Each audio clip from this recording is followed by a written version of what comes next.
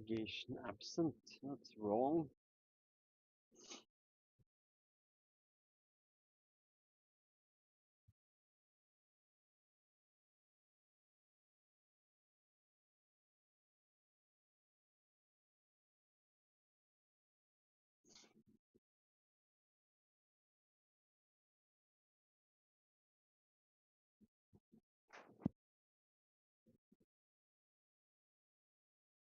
My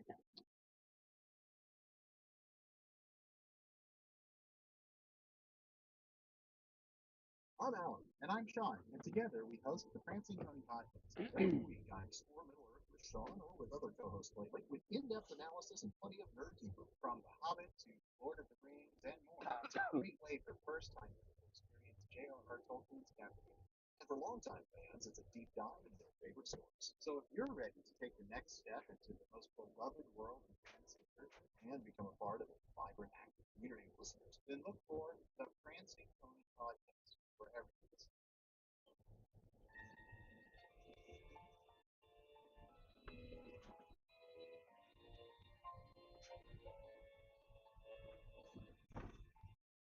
This is to all you lone claws.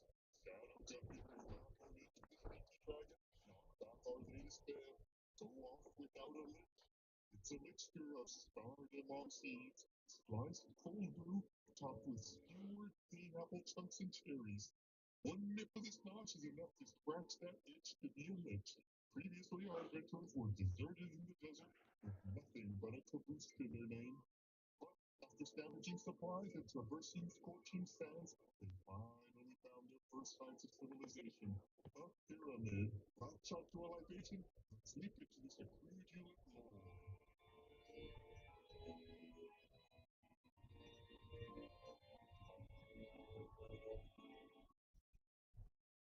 Hello everyone, my name is Gustavo Sorolla. I'm your dungeon master for our future party of Infinite Bar 4 Players with an Arrow. So role-play question. The question is, what profession did your character want to be as a kid? As a kid.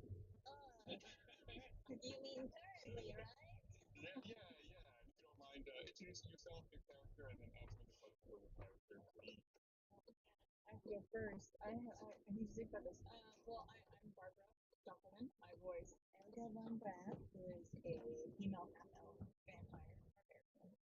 And as a kid, so long ago, for Elga, she wanted to be,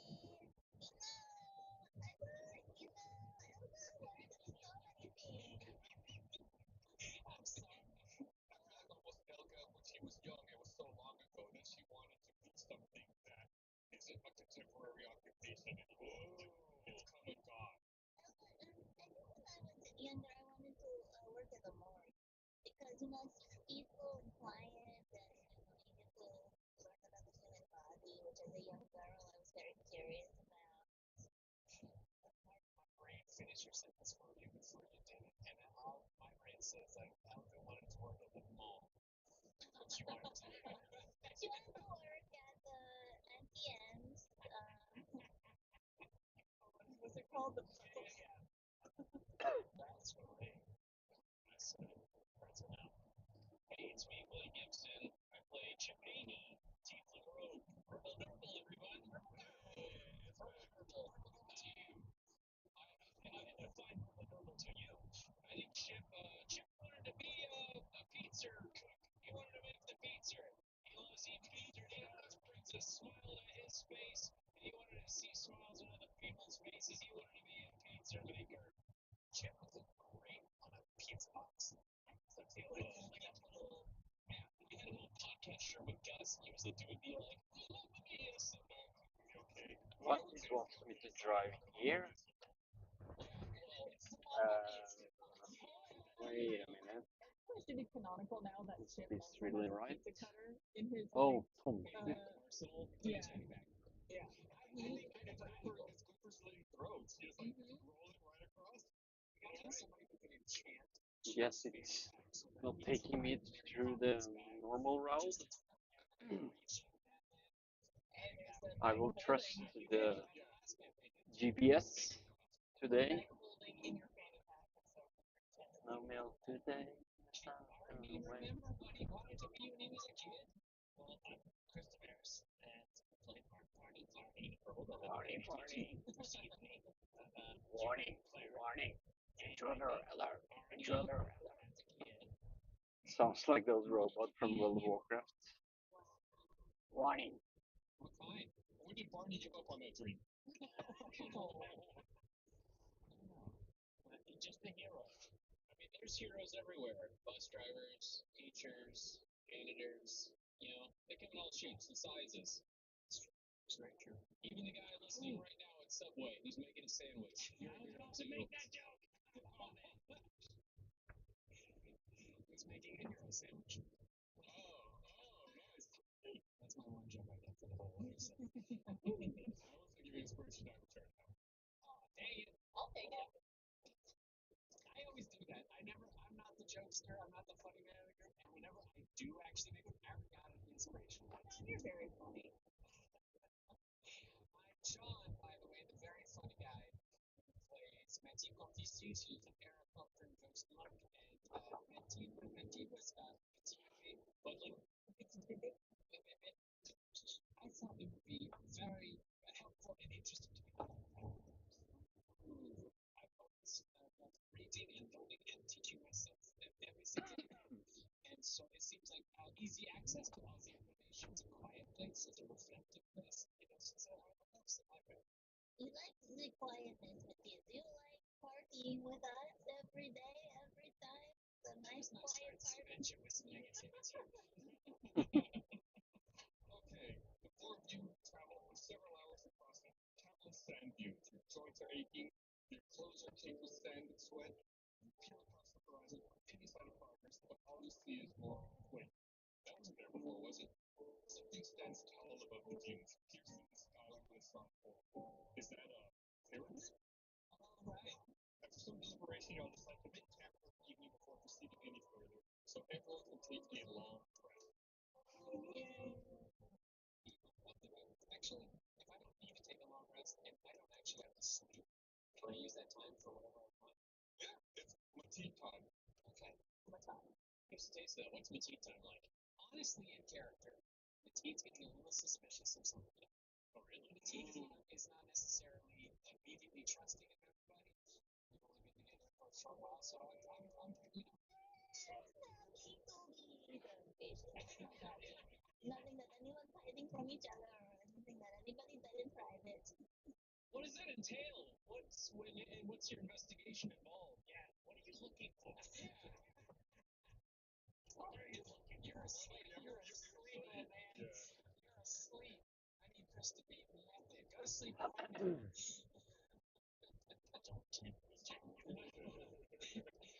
my God, I have Hell Tribute. Sorry. I was curious about my own character. What John did you find out about me? He found out that I have Hell Tribute. I think at this point, not to completely go into, to break everyone's, privacy, I think the team would just stay awake and would just watch over them and see what they might dream about. See if there's anything we can tell from like sleeping or their sleeping habits. Just with Does Mateen see any peak of fangs coming out of his mouth? Yes. Mateen has been around for a while. Between the two of us, have been around longer than his other boys. Yeah, Mateen. It wasn't born yesterday. Understands what a vampire is. Definitely was not born yesterday. Yeah. Is there any flavor text you guys can give me on any like dreams and any sleep talking that might occur? Okay, I'm gonna give you a little bit of taste. Shit. Big smile. He's sleeping like a baby. Like hands together as if in prayer, cupped up to his cheek. He's having a great time. He's just dreaming of murder. Nothing but stabbing people. All the people that he's assassinated in his past life. That's all he's thinking about. How does that sound? I mean, if you in his face, he's just. But inside his brain is just. Elga, of course, sleeps on her back with her arms crossed over her chest. That's all little girls do. As all little girls, to protect, herself from things that might come. The idea that in the desert you have actually buried yourself in the sand as well. And she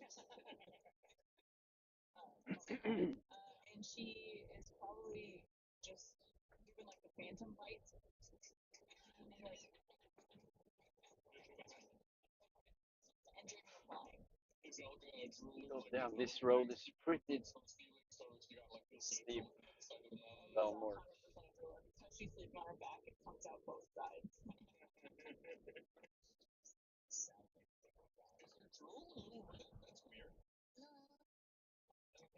Barney, what's your sleep like? Barney, 70% of the time, snoring loudly, perfectly content, happy, and then occasionally he'll look really sad or upset, and then he'll be really happy.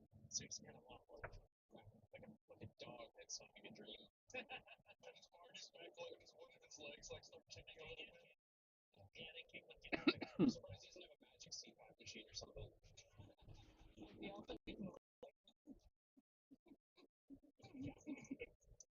what the little dog sleep. So what you going through that, Mateen? I mean, that's okay. I can proceed. Sorry, that was a total detour. I like it. That's what is necessary.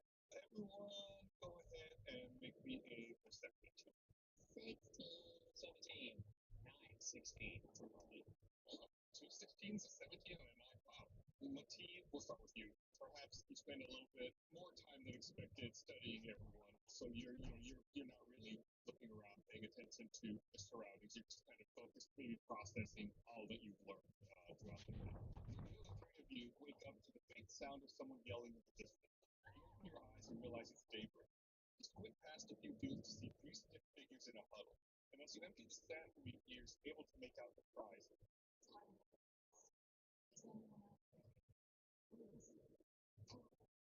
What was that? Barney, was that you? No. Did anyone else hear a voice crying out for us to untie them? Yes. I should untie them. Where are you?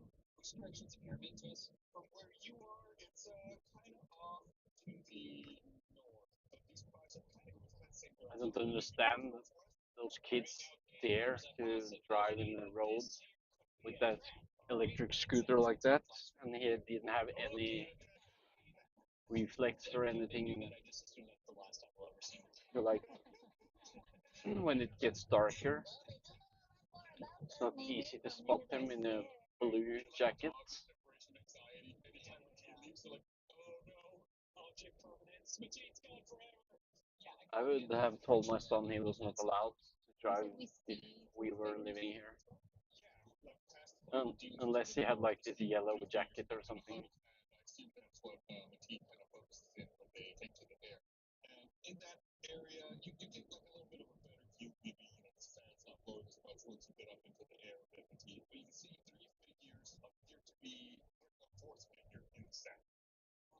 I come back down and I take that information to him as far. There seems to be a bit of a party going on. This is just one person might be not enjoying some party. I think we should do like some sort of you guys distract them while a couple of others go behind. We can do just like a a little bit of a pincer maneuver. I mean, we could just walk over and see what's going on, because if they're friends, doing something without consent is not appropriate, and they should know that this is not the way to treat their friends. We could be a shining example of how four friends act together all the time, trusting each other, one another. You would not be able to snipe this like a completely little chuckle. I sense by your chuckle that you agree, Matty. Thank you. Oh yeah, that's big endorsement. So we're gonna go with fisticuffs raised. I wanna hide. I just wanna sneak through the sand like a bit of a sandworm, shimmy my way through just in case things get dirty and I got the jump on them. With Chip saying that, is there any change in the clear height of anything between us and them, or is it just flat sand between us and them? No, there's dunes along the way. It's not totally flat, but yeah, there are dunes that rise and fall if you went there. Which maybe another reason you're looking at a better view when you're I was really hoping it was completely flat, but we just see Chip like on the party crawling across the sand. seriously like snake. I don't know if I had said this earlier, I just want to say it just for a second. There's also some like ruins, like some dilapidated falling apart buildings as well. Oh, cover. Oh, what if where else pretends to be at the most? Yes, pretend. Mateen looks at Chip. Oogie boogie.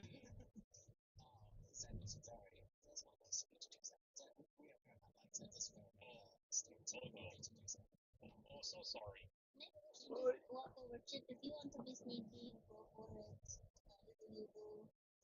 But I think maybe we should just follow up over there and see what the trouble is. Let's go. I'll follow you guys. Helga, your team commander, alright? Okay. I mean, Helga's taking point since he's commander. Let's establish a marching order here. And then Barney coming behind, acting as a ghost. What does that mean? I mean, Barney's second? Does that mean Barney's fourth? It's second. Okay. Mateen takes her. Okay. I'm gonna go lone wolf, and we're gonna go around. But I'm gonna wait on Helga's call. You give me the signal, Helga, and then I run away.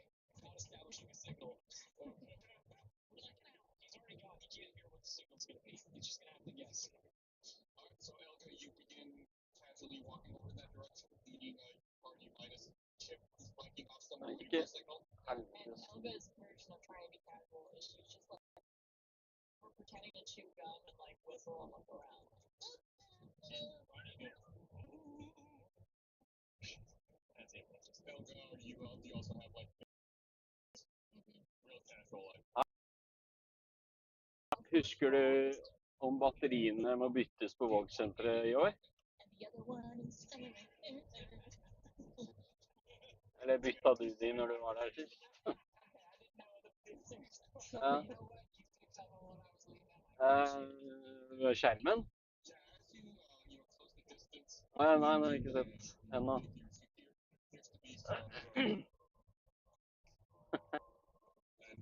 Jeg møter, ja, stemmer det.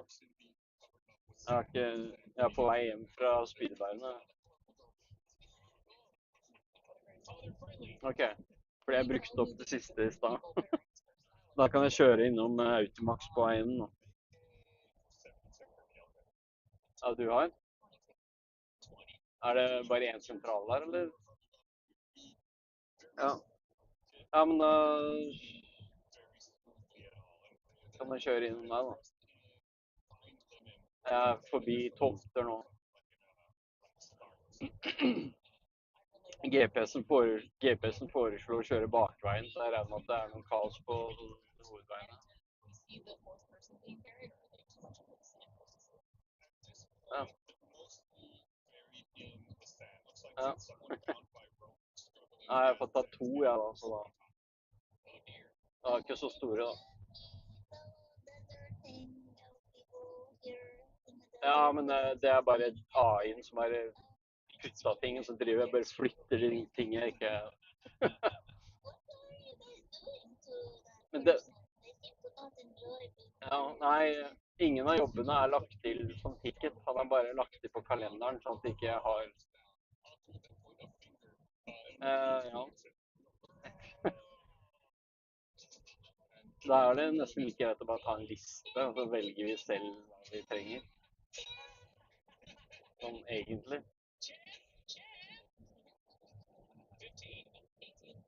Ja. Er det norsk møte nå? Kanskje jeg skal hoppe inn og høre, jeg også. Ja. Ja, men da kjører jeg innom deg, og så er vel der med et kvarter cirka, kanskje. Jeg er vel der med et kvarter, 20 minutter, tror jeg.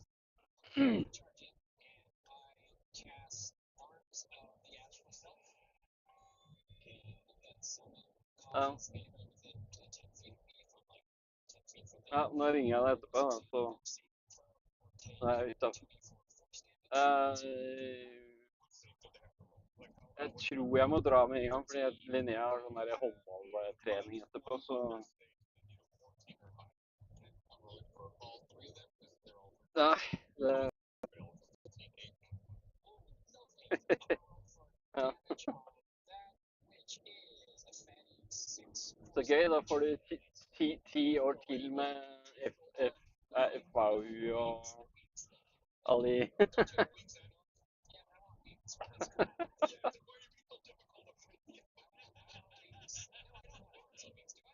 Nei, ja. Det er bedre å betale 50 kroner eller hva det er for å slippe å være med på sånne greier. Nei, det er sånn frivillig, da. Du kan... Det blir vel nok greier med håndballen, som jeg må være med på etter hvert. Ja. Og skolen til Ludvig, den der Tærudalen skole, der er det sånn at hvert år så har de sånn skoleball hvor alle klassene, eller 8., 9. og 10. får være med, og så er det 10. klasse som kun de som får lov til å ha på seg gallaklær. Men foreldrene må hjelpe til med å servere, passe på sikkerhet og bla, bla, bla. Ja. Ja. Mail.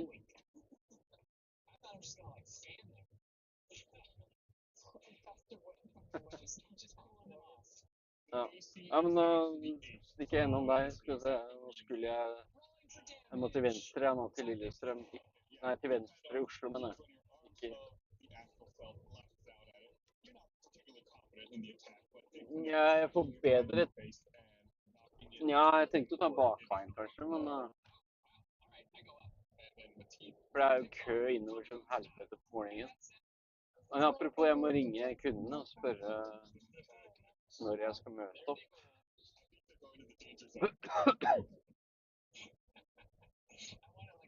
Å ja.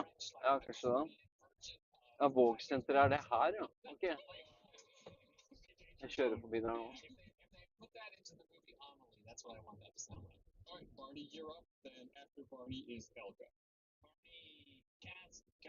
Nei. Nei. Altså, nå må jeg finne kontaktnummeret til hun der. Ja. Nei. Ja, men den er god. Ha det.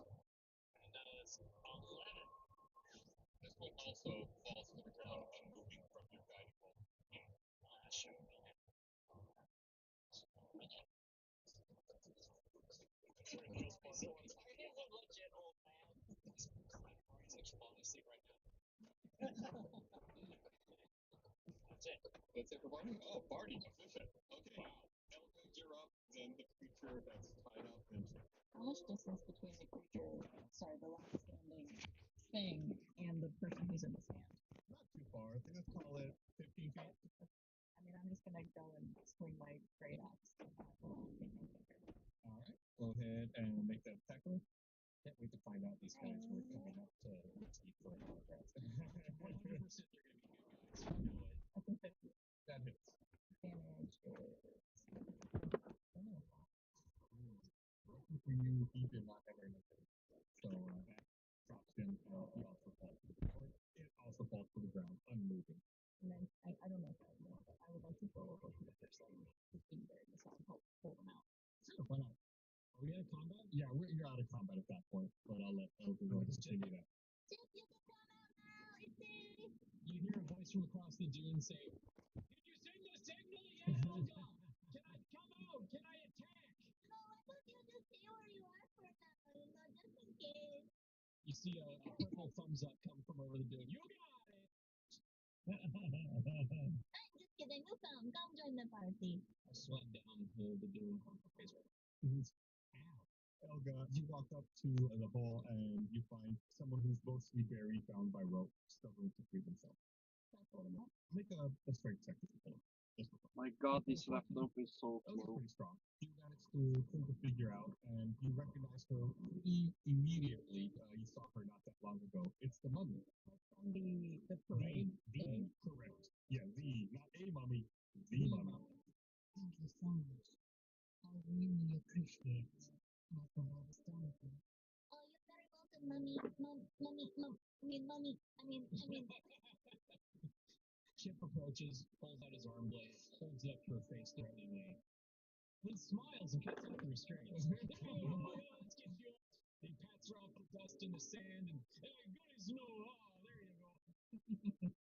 As you're doing that, your hand kind of brushes up against her hair. But as it brushes, you realize that it's very strange hair. It's like shifting and it almost moves like snakes, like cobras. It's very bizarre.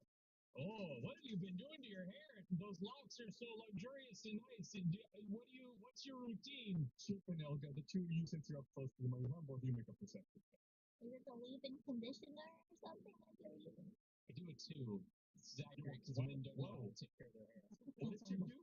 I do it too. I do it too. Chip is very cat-like. Sees a lot of sand, knows that he can go. I rolled 18. Helga, you were much more perceptive than Chip over there. It's because Chip went face first down a dune and is now just has sand all in his eyes. The mummy appears to be a decaying woman wrapped in leather. Her rotting face is tattooed all over, and her hair shifts and slithers like cobras. Since the last time you saw her, it appears that she's missing her golden headdress. She's also missing her double-bladed scimitar. Lands. Why was those individuals burying you in Sicily? It's a long story. Pleased to meet you, by the way. My name is Ryder Rashad. Bonjour, je m'appelle Mathilde. Can you spell that out for us?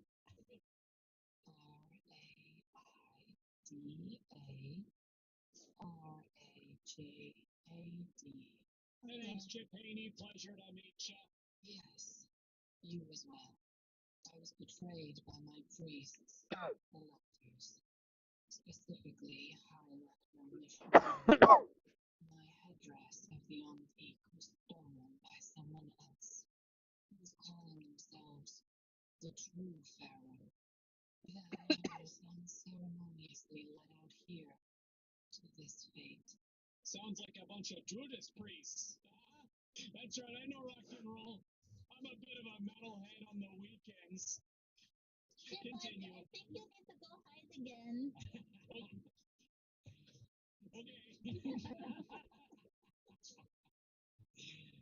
So did they? I noticed that you are missing your address and your sword. Did they take those as well? Yes.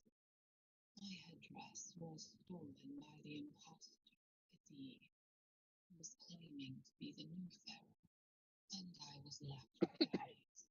My headdress is very important to me, Hallo. and I would like to get that back. Why so Hei, det er Erik fra Hedengren her. It's the source of power Hei. Ja. and an acknowledgement Ja, jeg of ringte my angående fault. årskontrollen som er planlagt i morgen Yes, på Vågsenteret. it was stolen. You just told us.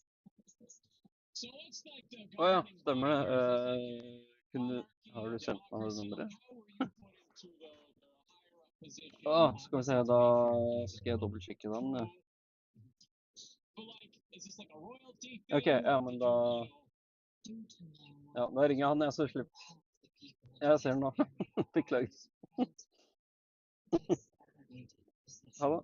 I don't really see that many people in this area. Who exactly are you referring to? The city behind me in the dunes. Wait, you're telling me that that big pyramid's a city like a Bass Pro Shop? Is that what you're telling me? Is there people in there? Not just the pyramid. The city at the base. Oh, I can see that. Okay. No, You're in everyone Memphis, knows Tennessee. that. So obvious. You would describe there were ruins between us and them. Right. Are they pointing at something that is towards that pyramid and the base of it far enough away? Correct. Okay. Right. My devotion to the unknown sky of the city and its citizens are grateful for it. Who's auntie? The antique are the ancients. The whole city is devoted to the antique.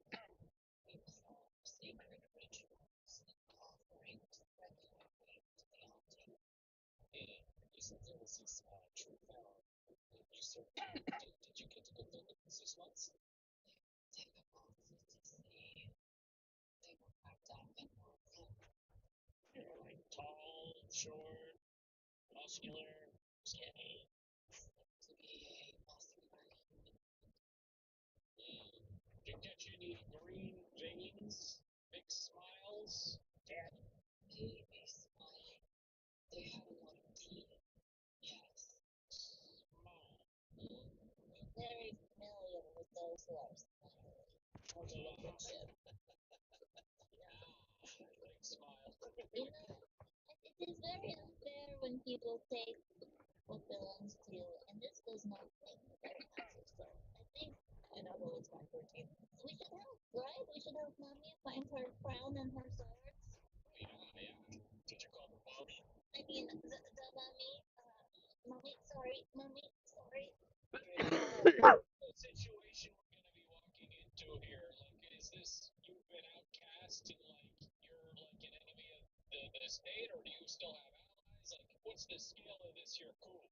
It's going to be difficult. Whoever wears the headdress of Antique can awaken the citizens of Caucasus and command them as a regiment. So, if this impostor is wielding the headdress of Antique, we could find quite a bit of resistance within this line. What makes them the impostor and not you? Because I am devout to the Antique, and they are not. They just show up.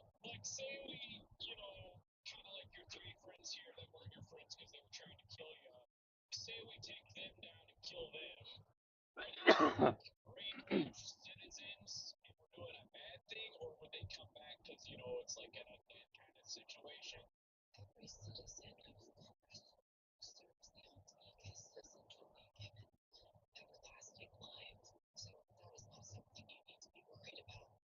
Can identify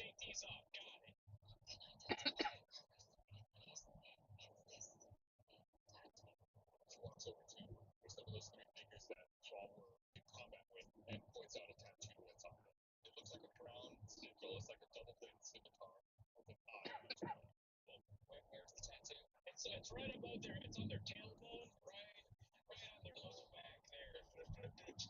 Like a stamp of some sort?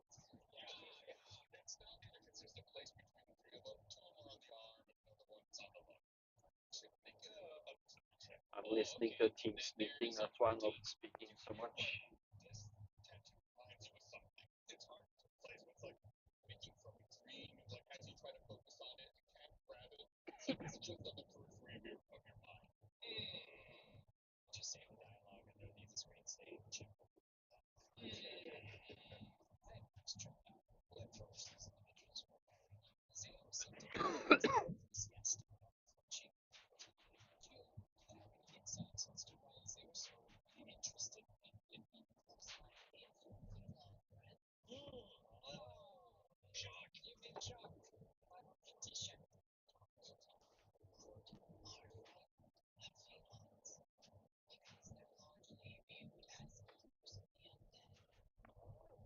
Also, these three people, they were not Caucasian?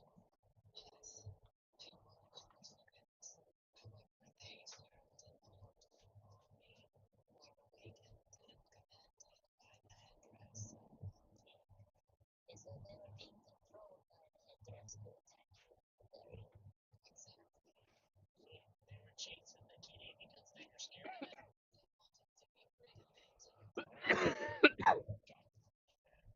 They wanted to be rid of it.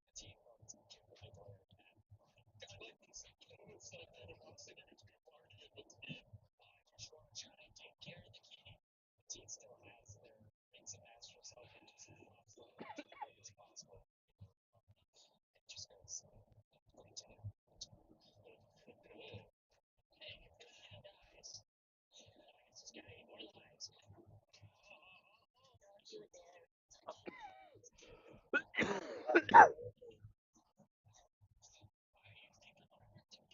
because of everything you said.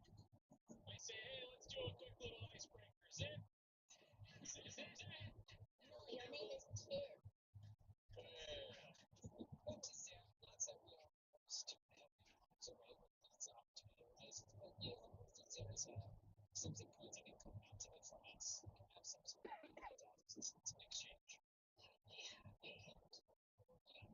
Bridges.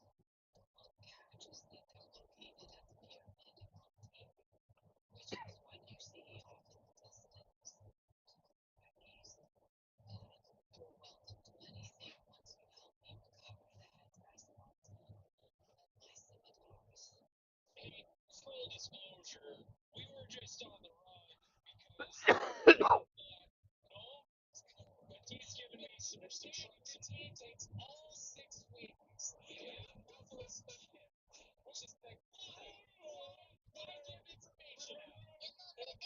maybe an illusion out here in the desert, a mirage.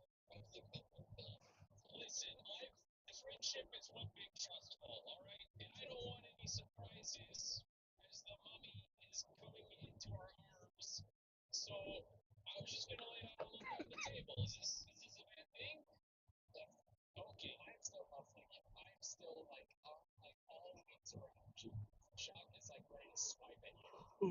operate on a need-to-know basis. Maybe if one asks us, we could be honest, but until then, we do not give up information.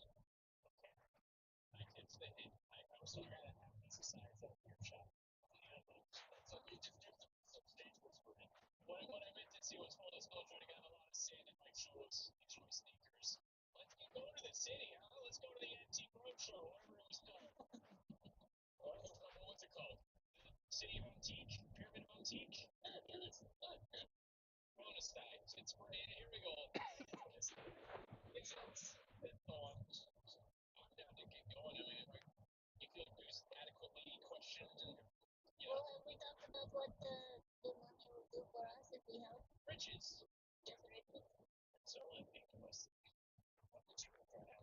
Well, maybe a sign poster of Dracula. You and him are close.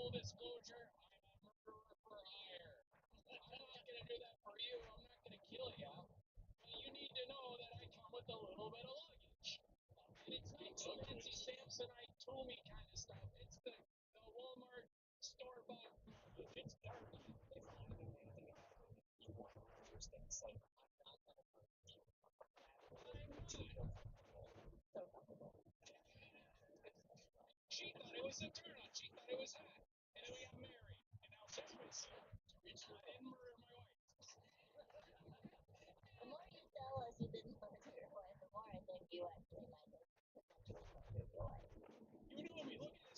Well, I actually don't trust you.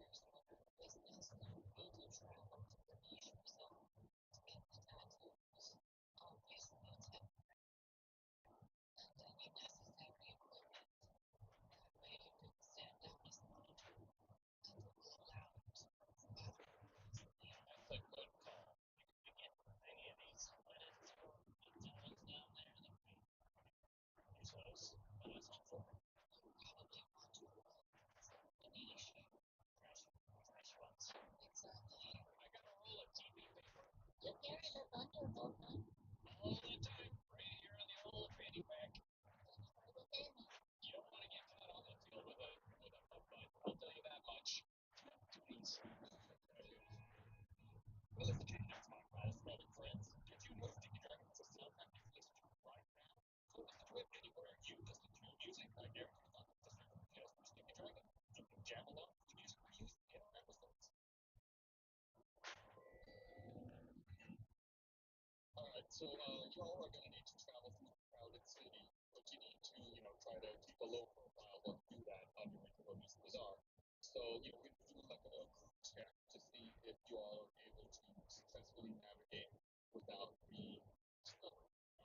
Okay. So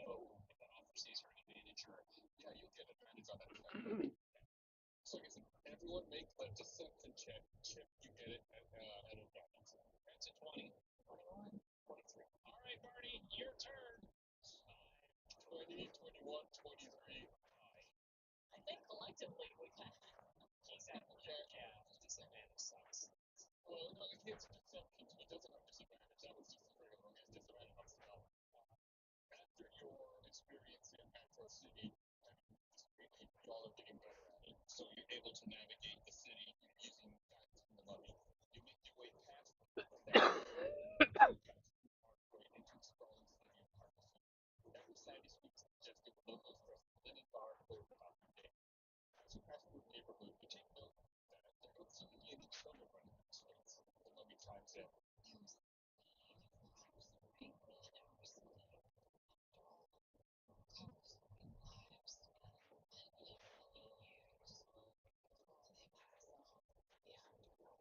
You continue onwards across the sandstone bridge and across a wide flowing canal. The wide open landscape narrows partially into a canyon. You notice a sign that reads, "The Leash Bazaar."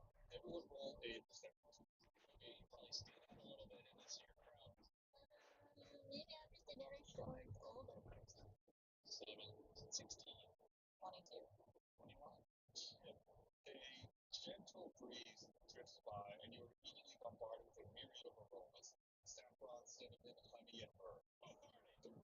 Lovely, but it's really starting to give you a little bit of a headache. Someone doing it. Indeed, your ears are filled with the constant chatter of haggling and commotion of footsteps echoing off the canyon wall. You survey your surroundings and see stall after stall of vendors peddling their wares, from weapons to clothing to knickknacks. Barney and Elga, amongst the markets, you spot a booth offering tattoos. You wonder if maybe they offer temporary tattoos. Furthermore, as you're considering which one to visit first, you hear something off. A cough. Not unusual. Most folks, but to most folks with everlasting life, it's kind of an odd. It's a call coming from someone inside the store.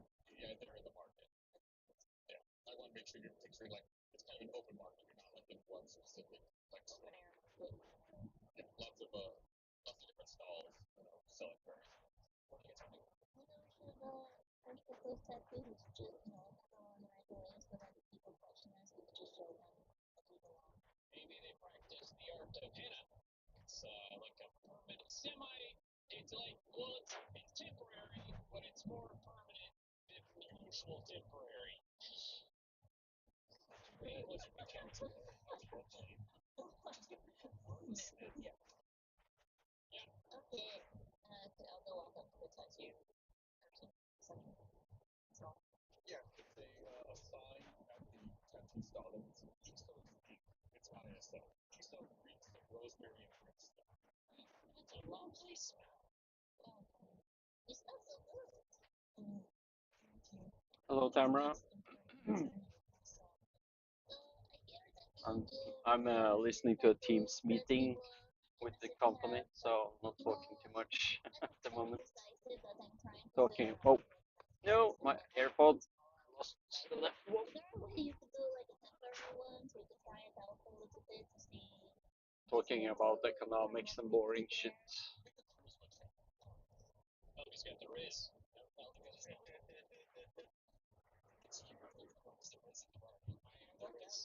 He did. Oh, baby. That's Rizzy. I think we can accommodate that. We have a couple of different tattoos I can offer. Either a Eliminator's tattoo or a Masquerade tattoo. I could potentially make it so it's temporary. I'm specifically looking for like a tattoo that's brown and a sigil with like two swords and an eye on it. Of course, everyone wears that tattoo around here. But I can make it any design you want. That one, I think the photo don't have our eye on it. I'm not mistaken. It's a bachelor party, and I really just want to get matching tattoos. We're feeling a little goofy. Got a couple guys. Better play. Are you sure? No, although I am interested in another tattoo, separate, permanent. This is Carol as a heart. We can talk about that later. Dagger through. Yeah. Oh, pizza cutter. She checking to make sure I understood you. That's what the double-sided scimitar is a symbol of what was it exactly again? Citizenship. It is citizenship. Okay, well, where do people typically get it? There's no one common place. I've tattooed arms, legs, backs, foreheads, second foreheads. Maybe just the arm. I'll get mine up the back of my hand. That way, whenever someone says, "Are you sure you know this place?" they can say, "Oh, I know it like the back of my hand." And then I say, "Whoa, who put that there?" I have a question. Yeah, I got a few barriers of entry for tattoos. One, I'm feathered, and two, I'm a ghost. They go to tattoo you, and it just goes right through you. I mean, I am, you know, corporeal to a degree, but do I have force? You did on your feet or something? There are special needs. Can you tattoo a cat? You want to look at John's life flipper? No, I was thinking about John. John wants to kind of as well. I think Jacques gonna have to blow for this mission.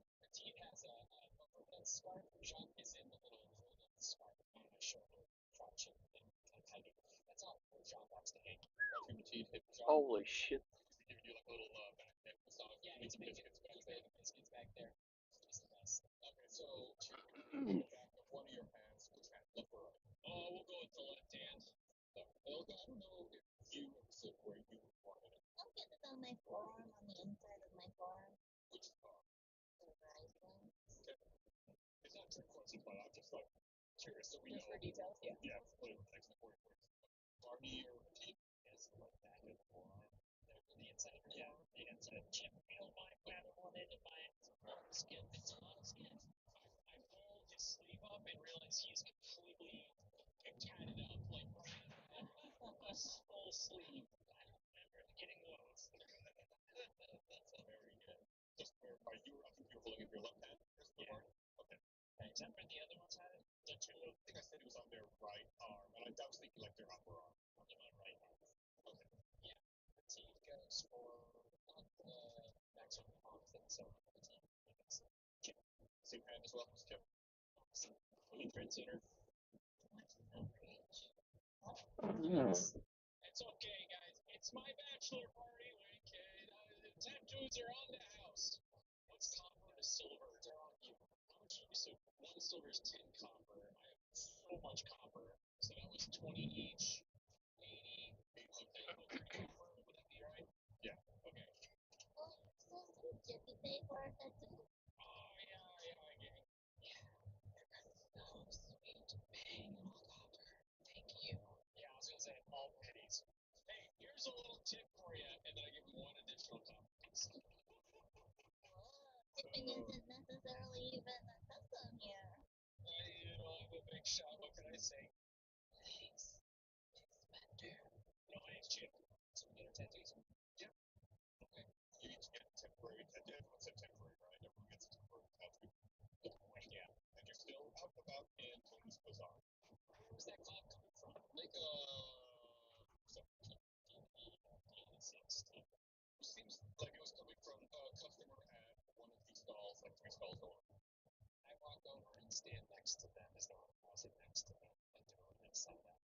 Okay. Seems to be a citizen. That doesn't look too different from one of the people that you were fighting, trying to bury them up here.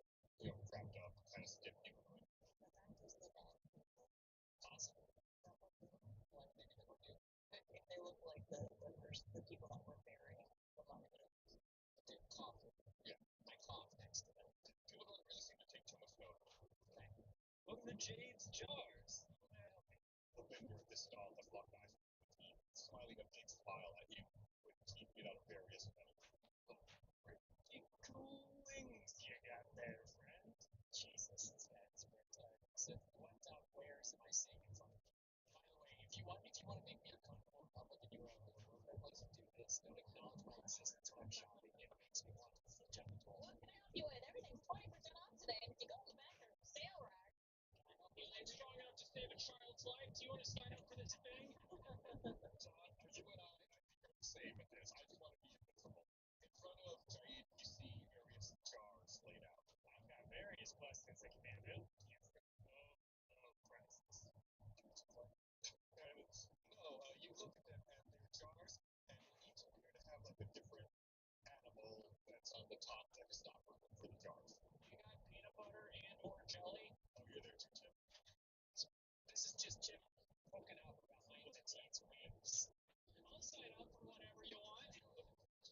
One of them's a crocodile, there's a jackal, there's a falcon, and there's a pepper.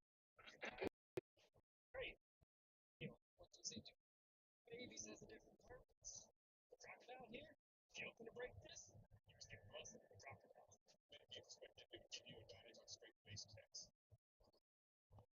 Would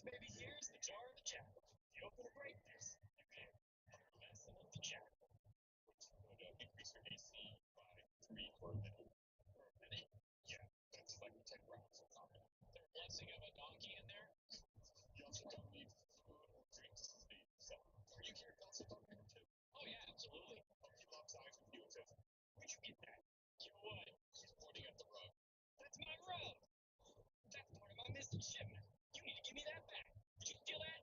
You just had this out in the open. Disengage. Oh,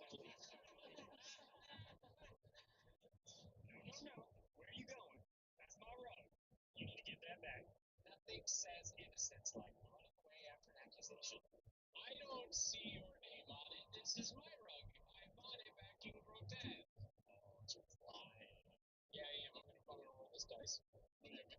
check.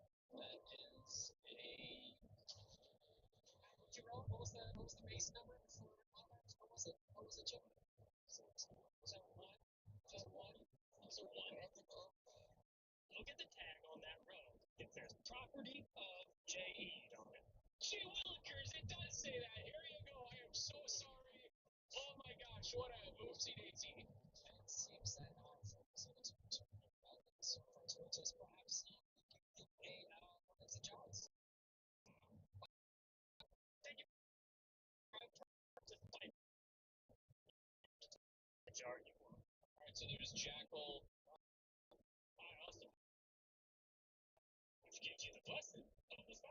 It cures you of poisons, disease, curses.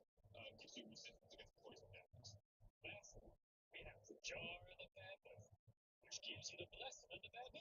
And increases your movement speed by 20 feet, and you gain a climb speed of 20 feet. It's the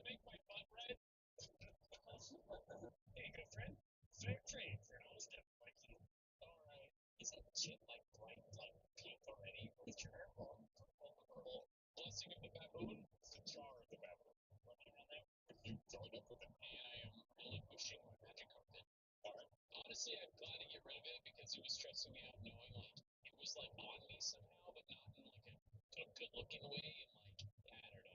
I think you're the only person in D&D history to care what you look like while carrying a very useful item.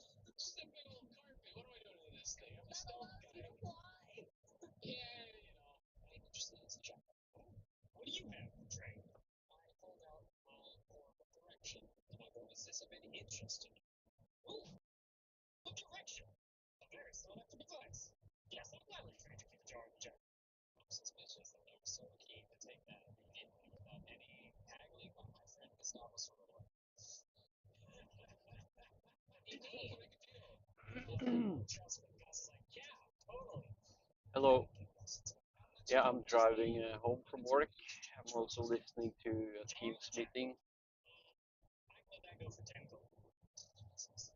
I've been driving for 54 minutes.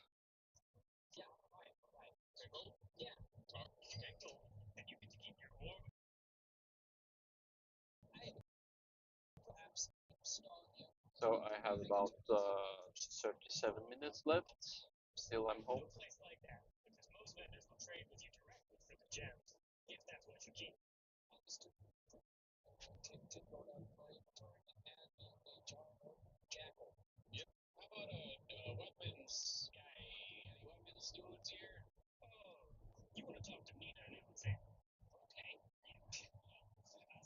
Giant points across the halfway there. Another stop. That's just across.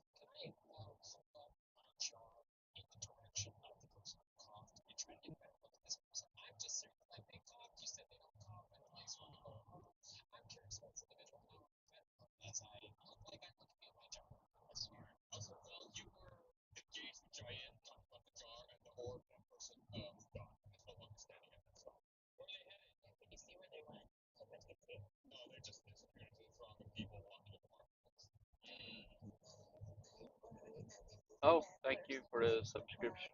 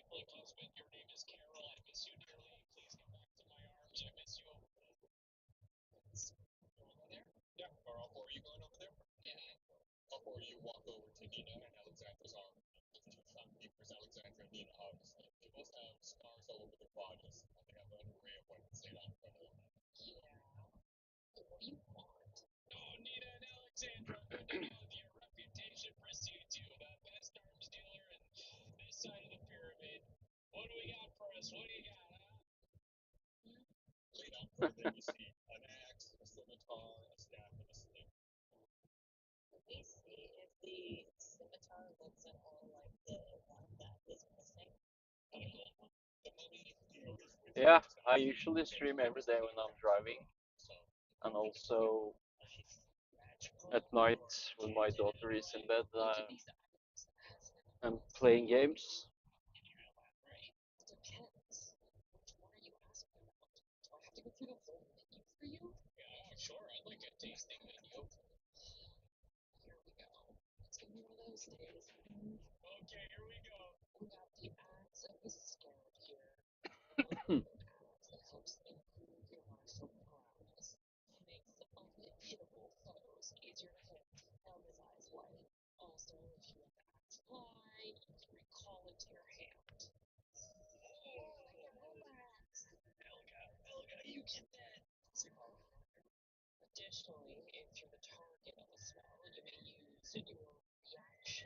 How much is this X?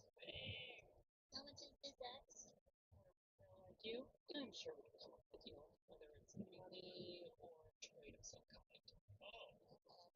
Yeah, try I live in Norway, by the way, so Norwegian time zone. Oh, well, so many things. May I ask the what?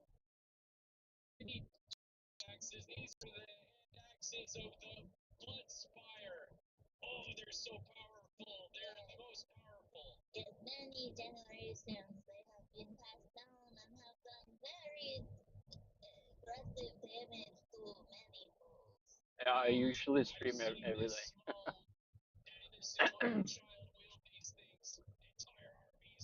If I'm lucky enough to have unlimited data on my mobile phone, I'm using a Finnish SIM card That's that my works in boy. Norway. So who is that? Who is 15?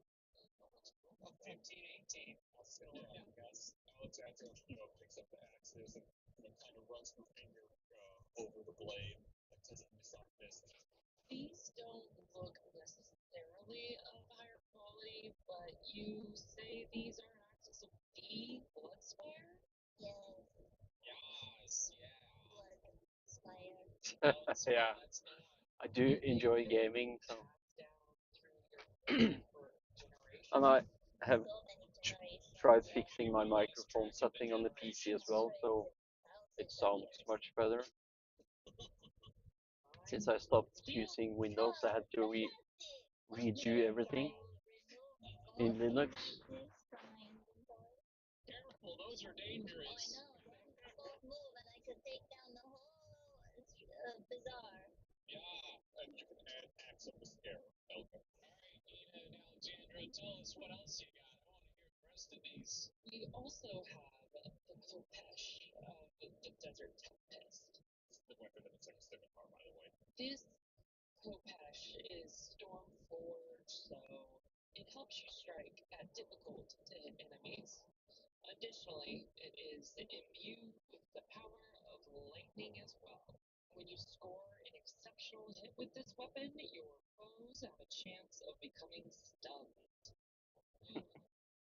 Nice.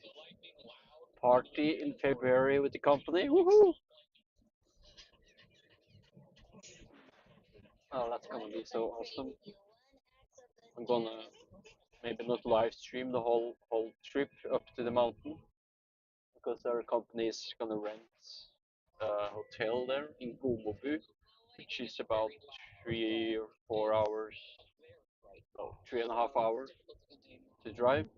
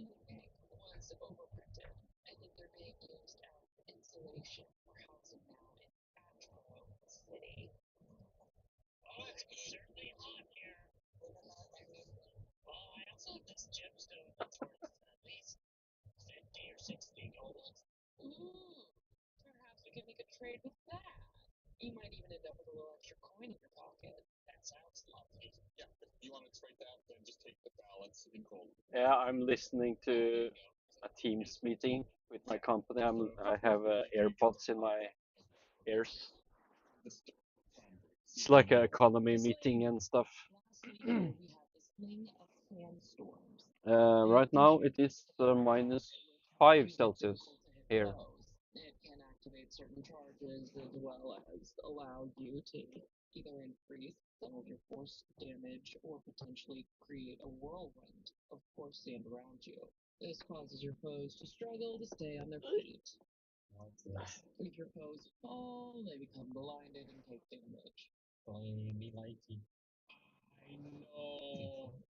Oh, I didn't see two new people. Hello, Top G and Leet.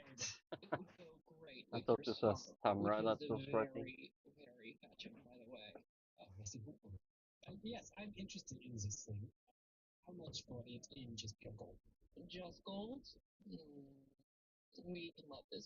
Okay, the meeting is over. Ah,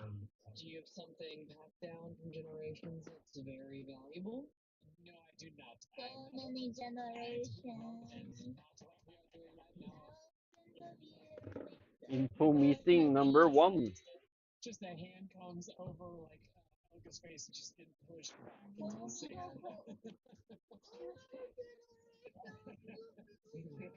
Yeah, I can just post the podcast, I guess.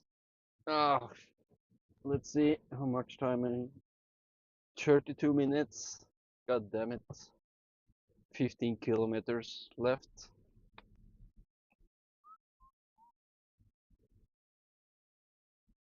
Yeah.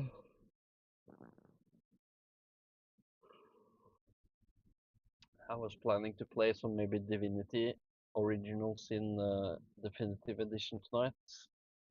Or maybe if my brother wants to try call it, Warhammer 40k Rogue Trader, since I purchased that game for him as a Christmas present.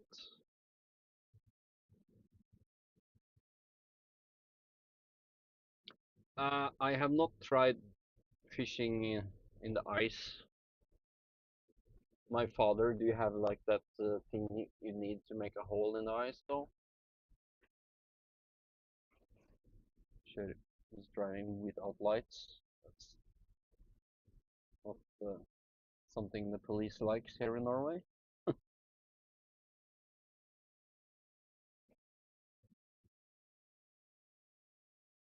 I'm only usually I usually wait a minute.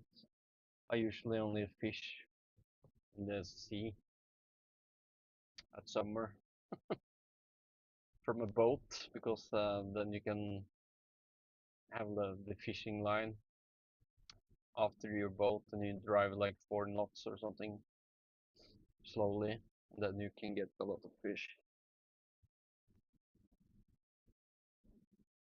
And I don't really like fish that much.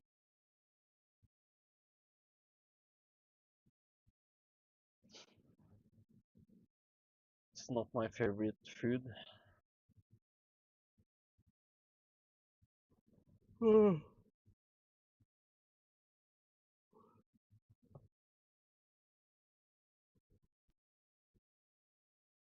wonder how long the trip home would take if I would have driven through Oslo, since Google Maps made me drive here instead.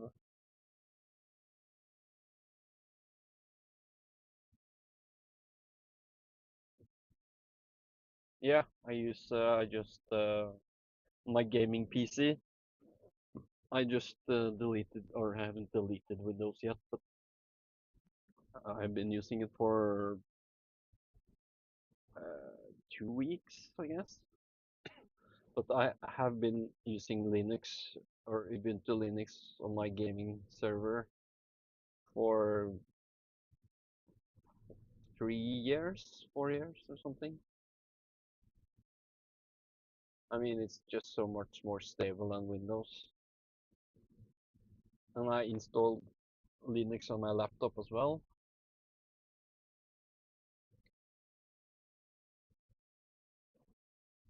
So yeah,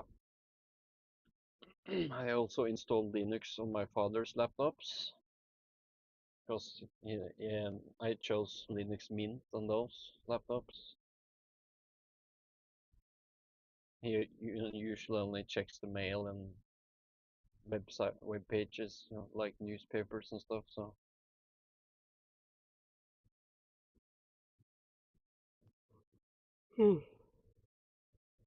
but my laptop, I'm not sure if it's hardware. I think no, it's not hardware. It could be actually. The motherboard is starting to fail because suddenly, if I use either Ethernet or USB internet, like Wi-Fi,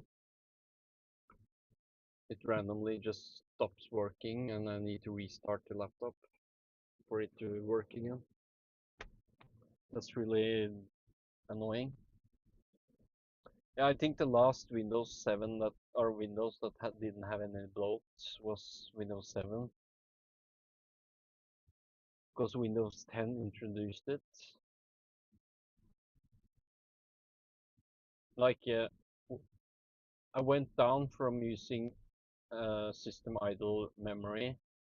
Windows 10 was around 20 to 30%, and Bazzite was like 4%. Yeah, mine too. This laptop here is like a HP laptop. It's I can. I'm not gonna try checking the specs now in the car if I police spot me and have to pay around like €1,000 or something, and maybe 2 dots on my license or something like that. It's a 13 something i5 what's the name? 13 Gen.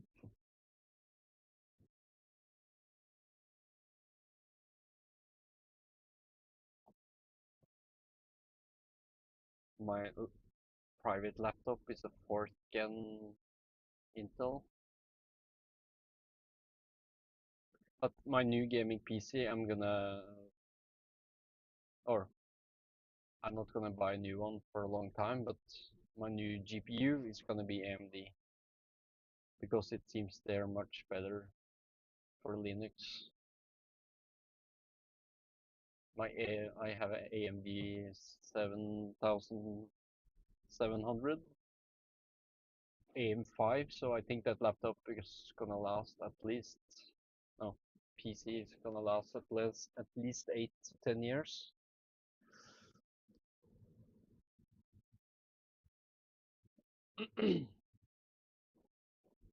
Yeah, it doesn't matter what kind of spec you have almost with Windows because it drags your PC down and they're just gonna add even more AI.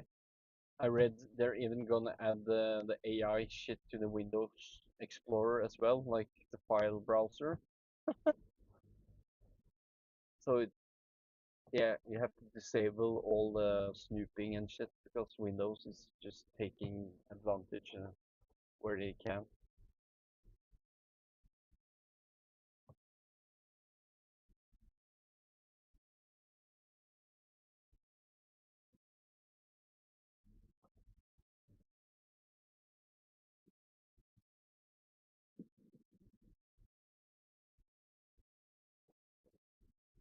So I do hope the new Steam machines will be a thing because then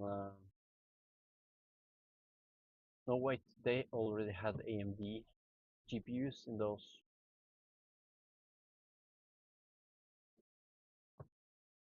I don't think I need one, but it would be really cool to have one.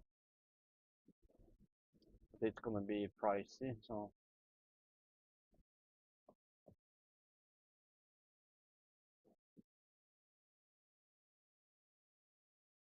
but so is the Nintendo Switch 2, which is the same price as a PlayStation 5. I mean, you're stupid if you buy one compared to the specs of a PS5.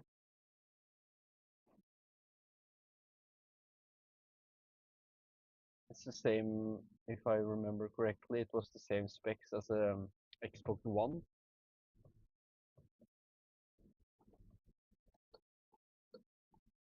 I was so pissed off when I tried Resident Evil 5 on my OLED Switch, and I tried playing split screen, and some places I would usually get around 20 FPS, somewhere even lower, so the game was like unplayable.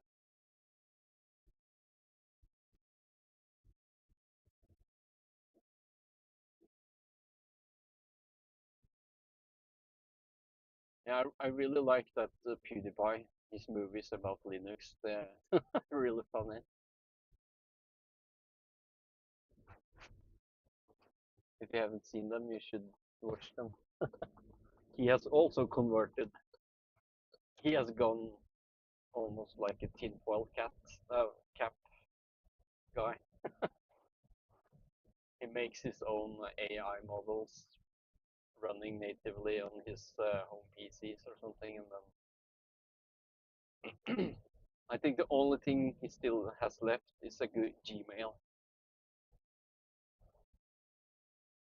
because he has so much things connected to it.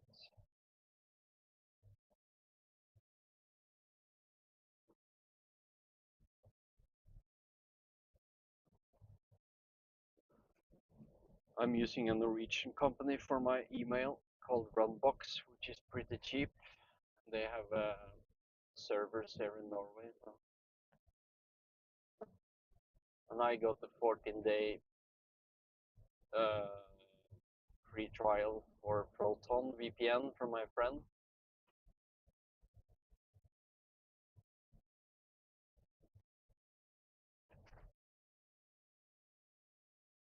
And since I'm using a Finnish SIM card for my mobile phone, I actually need a VPN because Otherwise, the phone thinks I'm in Finland, since I'm getting a Finnish IP from somewhere up there.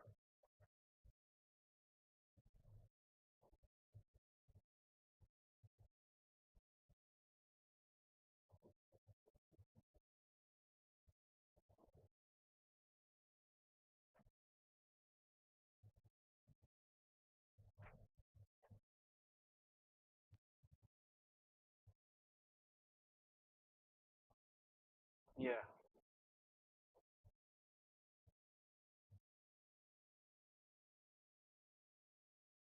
Hei, Siri. Værmelding for i morgen. Det ser ut til at det venter snø i morgen. Høyeste temperatur blir 4 grader, og laveste blir 1. Oh, coldest is like now, around -4 to 5, I guess.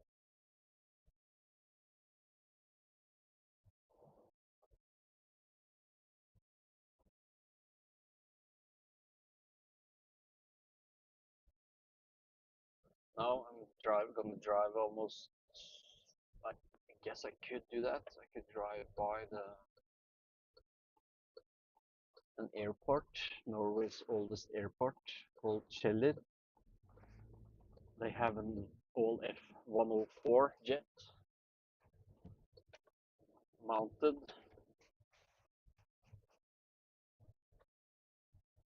So in the spring I'm gonna try going there because it's part of a military base, so I'm not allowed to like film it or take photos of it, but I'm gonna just go there and ask the guards if I am allowed, because I enjoy jets in War Thunder and stuff like that.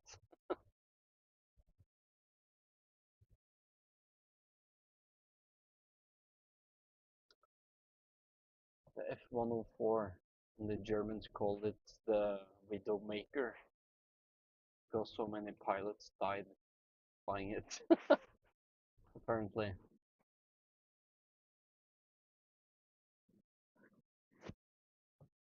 I first thought it was a F-10, F5, I mean, F5G that Norway, or F5A that Norway had in the 1980s or 90s or something. There's a movie on YouTube about one of those Norwegian jets driving in circles with a guy on a sled behind it.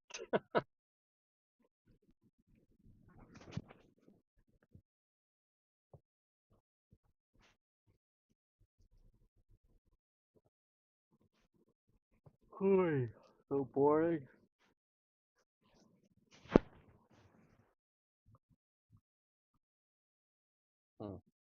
Now it's snowing again. Shit. Well, still have 15 days plus 30 days left, so 45 days of winter. Or maybe 60 if we're unlucky.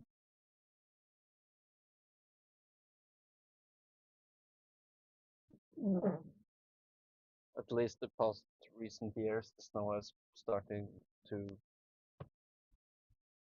melt in March.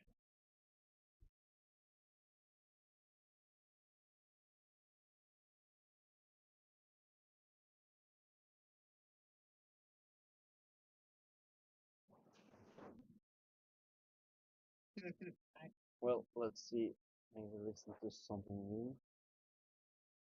Downloaded.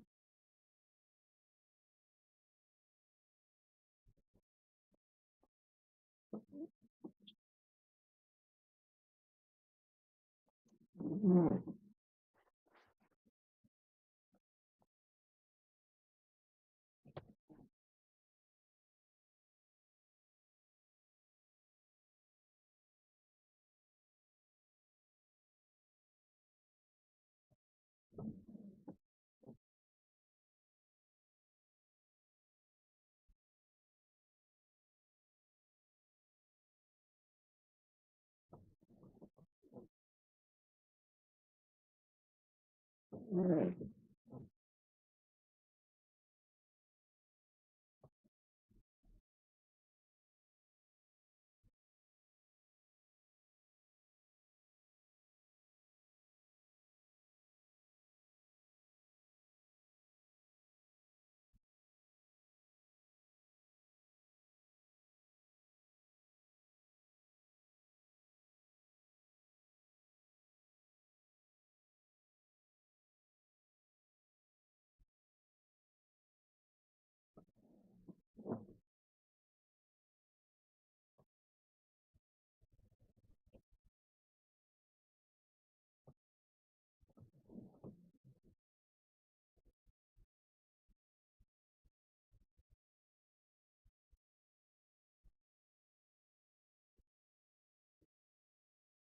also invite the gemstones that I would like to exchange for. If you could give me back as a remainder of that. Absolutely. We're happy to trade in gems here. Right. Mine's worth 100 gold. Ooh. Okay, yeah. Then you can trade that in. You get the item and 85 gold back. And it was called the Sling Gerudo Sandstorm. Feeling a little bit of envy here. Everyone's got these cool new toys, and I got a jar. Did you get a jar? I got a jar, but it's not a weapon, and I am the probably least damage dealing member of this team. But I'm good for everyone. I'm happy. The sling was obviously a perfect fit for the team. You got any like stealthy weapons? Like any like the knife of a thousand silent sorrows. The knife of how to find my wife. Oh, yes. My knife of finding my loved one. My knife. Very nice. There it is. We found it. We found the joke. Surely you have a back room with your most precious and coolest weapons, huh? Unfortunately, all we have is what you see in front of you. I wish we had something you like, sir. Chip, it seems like there are two hand axes up there that are very rare. I am not strong enough to deal the blood spires. So That the smells like scimitar someone is smoking from me to the cigar scimitar, in like the this car in front or something. Ah, hate that. You deal an additional Should have just 1d4 banned damage. smoking in general. Your target is Constitution saving throw. They fail, they're stunned until the end of their next turn. So what's the damage? 1d6 slashing plus 1d4 life. Okay. Yeah. I don't know. Maybe I should do that because my iron blade's 1d8 plus 2. So it's pretty close. I don't know. Gang, what do you think? Do you think I should go? I'm gonna try Get it? having a This would little more also just like distance to to have a him. +1 to attack, which I don't think your arm blade does. No. I don't know, gang. I mean, I always go by the Z classic phrase, offensive, which is often translated as kill yourself. All right, well, as my feathered friend here said, blah, blah, blah.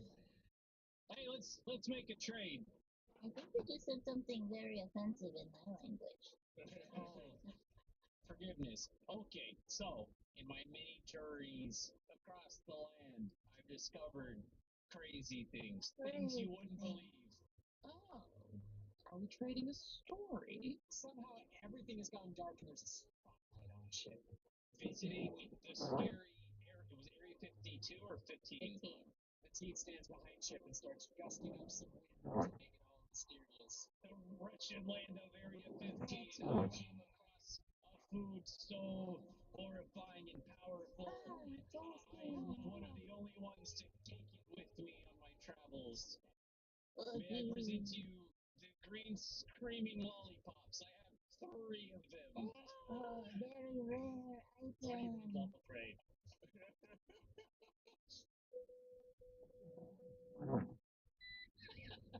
We don't get to see those very often around here. You may never see them unless you visit Area 15. You know, we could trade those and with some gold. We could discount the price a little bit with these. You could trade these and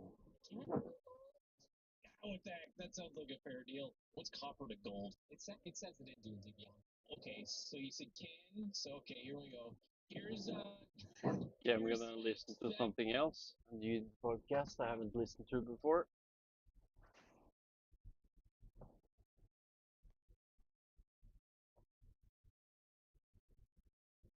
Yeah, I will be playing tonight. Yeah.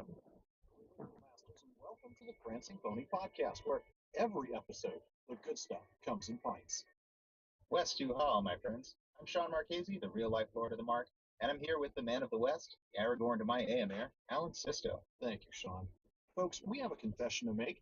We're coming to you from the not so distant future, March of 2017, about a year or so after we started this podcast.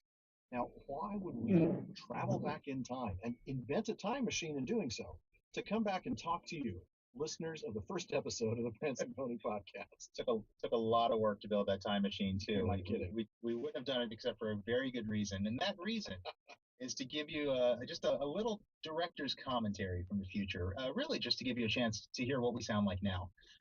Both Alan and I have gone back over that first episode a couple of times, and we'll be the first to admit that it's a little rough. I think the content was good. I think the content's always been there, but I think just the two of us, well, Yeah, that's fair to say. We'll just Yeah. leave it there. Our mics were okay, but we hadn't really gotten our locations dialed in yet. I was still in my Right. untreated office, and I think you were hiding in an echo chamber somewhere. glass walls, a closet with glass walls. Of course, I was still coming to grips with the software that we used to record and master the show too. So there was all sorts of technical stuff. I mean, our production values just weren't as good as they are now. Sure. But then there's the fact that you and I were still new to each other. I don't think people noticed. You and I had spoken on the phone maybe a half an hour total before Yeah, we did our yeah. first episode. Yeah. And of course, the podcasting in general. Yeah, it was just a whole new world for It us, was. and as you said, we still hadn't worked with each other enough to know Mhm. kind of just how to work together. And I think one of the things we've gotten over the last year is just had a great chance to build up a good rapport with each other. I And think by I that think you that mean we we can interrupt each other freely without reservation. oh, yeah, sure. We do that. And I think we've interjected a lot more humor into the show over the last year. Or at least digression. We do digress quite a bit. That's our new nickname. Oh, The we digressors. digress. Yeah. The digressors. Yeah, it's good. We're gonna get that on plaques that we're gonna hang on our studios and closets. Well, We digress. we do. And you know what? I think it still worked, though. That's the point. And Yeah, definitely. we may not have been going for stuffy professorial early on, but we definitely loosened things up since then, and it's Yeah. worked. When we started, honestly, we didn't think we'd get more than a couple hundred listeners from some of the Facebook groups that we're a part of. But That's now true, each yeah, episode yeah. is heard by, I don't know, a couple thousand, 3,000 people from all around the world. Yeah, I mean it's just been much bigger than we ever imagined, and that's been fantastic. We're very thankful about that. Very grateful. But I guess the point of all this, sort of taking a moment to pat each other on the back. Good job, Sean. Good job. Yeah, very well done, Alan. Very good. If you think this first episode sounds a little bit rough, just stick with us. It doesn't take really that long for us to really hit our stride here, and in just a few episodes, it's going to be a really fun podcast to listen to. I agree. And if you like it already, hang on. It gets even better. So step on into the Wayback Machine and listen to us as we record the very first episode of the Prancing Pony Podcast. Thanks for listening. Can't wait. Can't wait.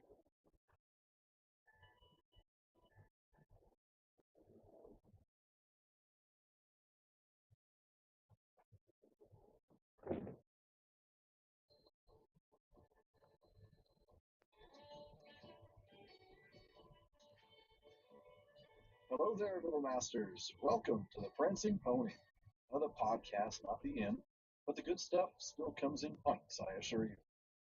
West to Hollow, my friends. I'm Sean Marchese, the real life Lord of the Mark, and I'm joined by the man of the West, Aragorn's my name there, Alan Sisto. Thanks, Sean. God Welcome, damn, his listeners, mic to the sucks. first episode of the Prancing Pony Podcast. We're looking forward to a long exploration of Tolkien's Middle-earth legendarium. Today, though, we're going to start with some foundational material. We'll talk about some bits and pieces of biographical stuff. This is about snow, podcasting. Yeah, I think that's going to be a but lot of it's fun. We're hitting gonna dive the into window and it melts. this in-depth discussion It's of really On light Fairy snow. Swords, Tolkien's seminal essay, very influential essay on the characteristics and purpose of fantasy literature. This is actually going to lead us nicely into a look at the Pia, which is a short poem Tolkien wrote in 1931 as a response to his very good friend C.S. Lewis, another fantasy author, who had said that myths were lies and therefore worthless, even though breathed through silver. I think this podcast Can't wait is to hear about that First, let's take a look at Parliament's mailbag and see if we have any Lord of the questions. Rings stuff, nerding. Well, it looks like old Butterbur has misplaced the mail again. That's all right. I'm sure that by next episode, our extensive listening audience will have discovered that they can write Let to there us be at light. prancingponypodcast@gmail.com. That's prancingponypodcast@gmail.com, and have their questions or comments featured in our next episode. You know, Alan, I'm sure Barley's probably just in the common room. I think some guy just fell on the table. Well, is he singing the Cow Jumped Over the Moon? I think he was. Better watch out. Nobody sees him now. I don't know what happened. People will be talking about that for 99 days. Indeed. But you know what? It's okay that we don't have any mail because I think now we can spend a little time asking each other questions. And that will give the listeners a chance to get to know a little bit about us. Not a bad idea. A little risky. I don't know that I want people to get to know me, but we'll give it a go. Let's start with an obvious question for you, Sean. What do you mean when you call yourself the real life Lord of the Mark? Okay. I'm actually glad that you asked me this because it's only a matter of time before somebody does. Would it be too cheesy to call it the elephant in the room? Thank you. Thank you very much. No, the short answer is actually I have a mute button. Just you should know that. You should Yes, know that. Okay. Yes, sir. I understand, sir. It's actually what my last It's actually what my last name means. My last name is Marchesi, which is an Italian name. The It's a time bugle for me title, is which actually does literally 15:33 mean Lord of the Mark. It's the same thing as a French marquis. or Basically, a 3:30 mark or p.m. as march you is the English word for a border territory, which is 12-hour exactly the people word say. Tolkien used when he was talking about the Ritter Mark of Rohan, Or the March of Mithros. or the March of Mithros, for you Silmarillion readers. So yeah, that's the story behind that. But I guess, cool. yeah, I've gotten a lot of mileage out of that. It's like Destiny. You had to be a Tolkien fan. You had to. You really do. So that brings me to my first question, Alan. What does it mean, and why do I call you the man of the West? Oh man, nothing so prosaic as beautiful as yours. This is just something very mundane. The fact of the matter is, you live in Austin, Texas. I live in Southern California. You can't get much further west than me unless you live in Hawaii. So I'm the man of the West. Yes, that's just not exciting, but it's cool because it's Numenor. It's not a bad thing to be at all, and you look really good for your age. Well, at 87, You know? Well, let's start with a question that Tolkien fans almost always want to know. It's something we talk about whenever we get somebody that we discover that we have a You similar have to life. answer that. What It's was the your first wife experience calling. with Tolkien books? How old were you? How were you introduced to it? What did you come away with? That sort of thing. Well, I think I was about 15, maybe 16. This was in the early 90s. So this is before Peter Okay. Jackson's movies came out. And yeah, you can do the math and figure out how old I am. I'd been a fantasy 16, reader for a long time. 15:34. I'd been a Dungeons and Dragons player when I was a kid. I was into the sword and sorcery stuff. By my teenage years, I wasn't as into all that stuff, but I was into music, and I was reading a lot of books about bands that I liked. And I was reading one about Hallo? psychedelic band from the 60s, and there was a reference Hallo? to J.R.R. Tolkien, The Hobbit, and Hei. Lord of the Rings. And I heard the name Jeg er på before, ved but bakveien never picked it ved up before. I Leirsund. just was Nei, reading it. I was hva like, heter det nå? damn, it's something I Jo, should check out. Leirsund. So I did. Det er på Started vei with The Hobbit derfra. and went on to Lord of the Rings immediately after. And I think it was a few months later that I picked Kan up the sikkert Silmarillion. hente I deg. actually did pick up the Silmarillion. Wow. In high school, which Most folks wait a little longer to tackle that beast. and I made it all the way through, but I don't think I really understood it. Nei, So jeg that's fine. tenkte å hente den nå, It jeg. takes at least 3 or 4 readings to really understand it. Yeah. It's But yeah, but I think what I really liked about it was I just when I got to Jeg vet it, ikke, I just det, found this ifølge world GPS-en så that tar det 10 minutter. reawakened an interest I had since I was a kid in mythology, language, and all that stuff. That is what people love about Tolkien. And Ja. I dove right in, went on to Unfinished Tales and the Book of Lost Tales, and there Ja. ever since. Jeg har jo, That's a great stuff. jeg tror jeg er tom for syltetøy hvis du skal ha pannekaker forresten. Now that I think about it, I think I might have been closer to 10 or 11. Jeg har sukker da, i hvert I'll fall. do the math on this one too. The Rankin and Bass cartoon, the animated Ah. version, was out, and I must have seen it on television. I don't remember exactly when or the circumstances of it, Ja, but gjør I det nå. remember seeing it, and Jeg blir my veldig mom fornøyd i got hvert fall. me a book of it. Ja, It alle. was the Rankin and Bass version. So you have the animation, the animated pages, the artwork. So I read that probably, I guess I was 11 years old, might have been 12. It took me another 2 or 3 years before I eventually decided to read The Lord of the Rings. I don't know that I knew it existed right away. I think I just this is a one-off piece that didn't really intrigue me. I loved the storyline. But once I got into Lord of the Rings, of course, it was all over. Yeah, of course. Like you, It sucks you in. It does. I found the depth of it to be just intriguing and captivating. Though I have to admit, I don't think I tried tackling the silver until I was in college. So probably late 80s or so. Yeah. Well, it sounds like you probably approached it the way the professor intended, with the Lord of the Rings coming out many years after The Hobbit. Well, and then the Silmarillion not even being released in his lifetime. So, Well, I'll tell you what, we love the books, and it's clear that that was our first experience. And that's a different thing from a lot of folks these days who first got to know Tolkien's works through Peter Jackson's films. Some folks, they call us purists, and they don't mean it as a compliment. no, not at all. But the truth is, we love the films. The first three films are spectacular for what they are. That is, the films. They're not books. And that's okay. What they've done is amazing in so many ways. And they brought it to a lot of they brought it to a lot of people who weren't familiar with it before. Yeah. Exactly, and I'm grateful for that. There are folks in that we associate with all the time who never would have read the books had they not seen it. Absolutely. What do you think that Peter Jackson and Brand Walsh were describing?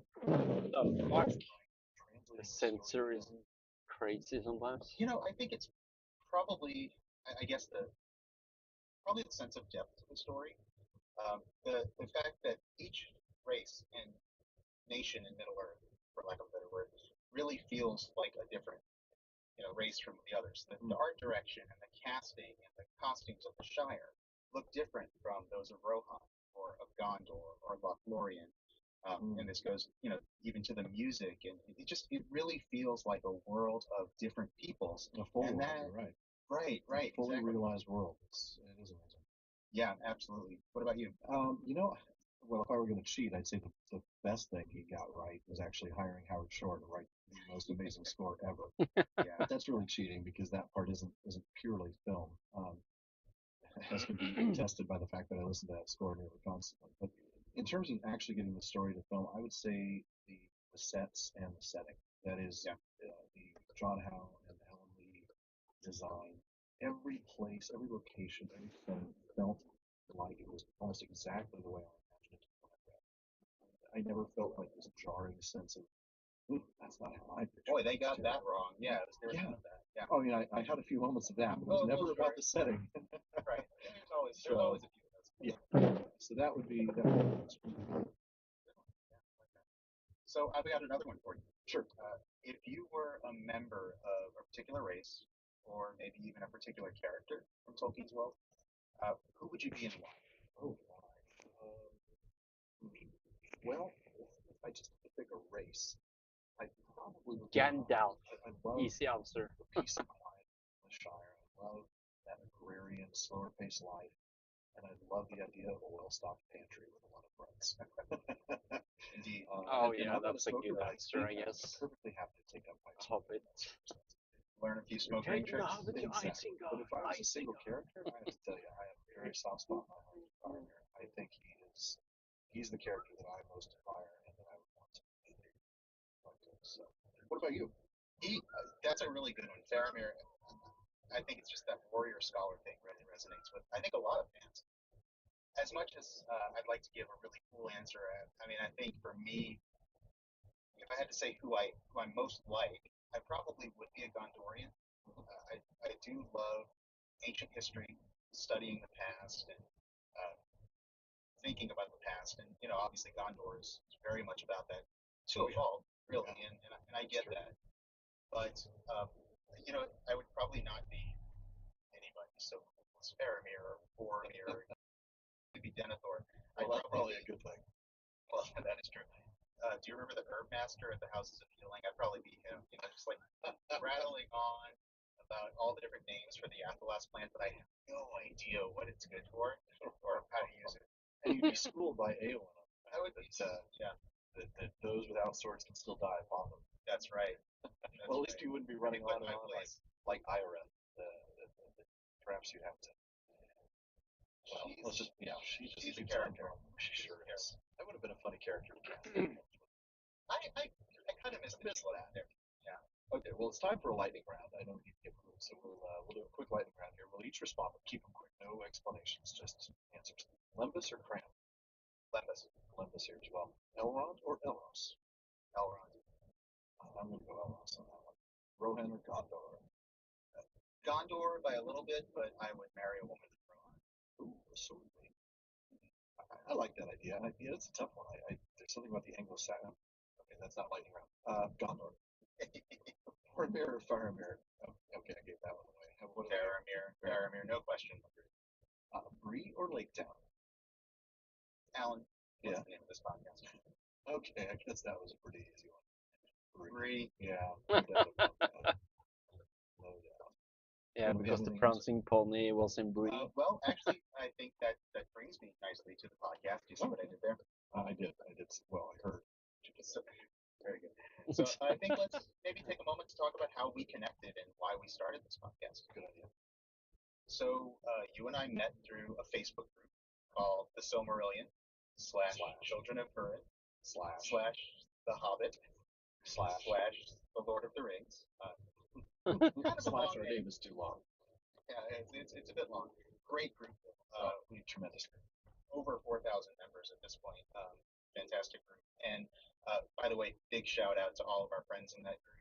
You guys have been so supportive and so enthusiastic about this project. You guys are amazing. So I'm sure you'll be our first listeners, though. I hope you won't be our last. Yes to both. But what really happened with us was last year, the admins of that page started this thing they called book weeks, and yes, basically each week there was a book assigned. We started with The Hobbit, then Fellowship, straight through Silmarillion, Unfinished Tales. I think we got up to Tales from the Perilous Realm, which is pretty deep. Yeah, we actually got to talk about own fairy stories. Yeah, we did. And each week, members were encouraged to read the book or reread the book, share a favorite passage from it and what they liked about it. And there was no limit to how many times you could post. I apologize to everybody who read my 4 posts for Silmarillion Week. Well, I think that's tied by Return of the King Week, so that's all right. Yeah, that's true. That was a fun couple weeks for us. It sure was. But that was where you and I really just kind of started trading ideas and just sort of feeling kind of a common interest in sort of the deep dive. Yeah. Well, especially we both had that which is the etymology to Tolkien's particular syntax. And I mean, I know we're getting pretty deep there already in the first episode. But it just means that we had similar interests. Well, I will see you guys later soon at the school. So. No idea that we're going to start a podcast, but things develop. And I'm glad we're here. I guess later tonight I have to shovel some snow again.